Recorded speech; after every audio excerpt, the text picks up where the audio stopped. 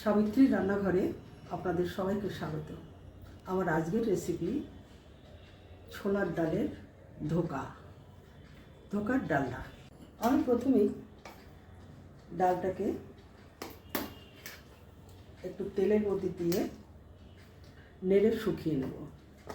এই ডালের মধ্যে আছে পেঁয়াজ আছে, রসুন আছে, কাঁচা লঙ্কা আছে, আদা আছে, আধখানা টমেটো আছে। এগুলো দিয়ে আমি পেস্ট করে নিয়েছি।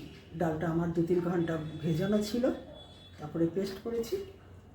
এবার ডালটা আমি দিয়ে দিচ্ছি কড়াইতে।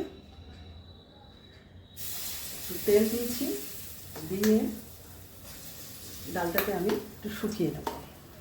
এর মধ্যে আমি অল্প হলুদ দিচ্ছি, একটু শুকনো লঙ্কার গুঁড়ো দিচ্ছি, এর মধ্যে কাঁচা লঙ্কা দেওয়াই আছে। এই ডাল বাটাটাকে শুকিয়ে নেব। ডালটা ঠিক এইভাবে শুকিয়ে দিচ্ছি। এবার আমি প্লেটে এইভাবে ছড়িয়ে দেব, দিয়ে ঠান্ডা করে কেটে নেব। ধোকাগুলো বরফি আকারে কেটে নিয়েছি, এবার ভেজে নিচ্ছি। ধোকাগুলো ভাজা হয়ে গেছে।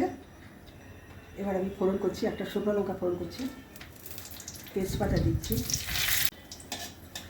জিরে গরম মশলা ফোড়ন করছি।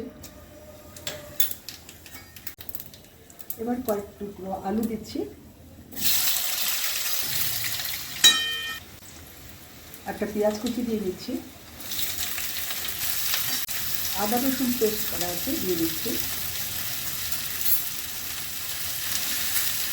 নুন দিচ্ছি, টমেটো কুচি দিচ্ছি,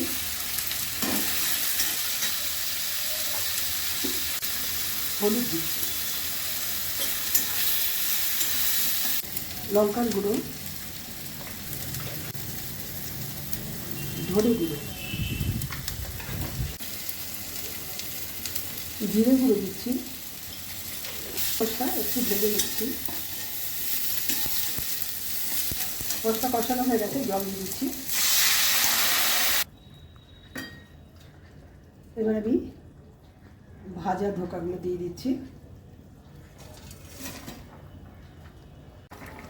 গরম মশলা দিচ্ছি, ঘি দিয়ে দিলাম। রেসিপিটা আমার হয়ে গেছে।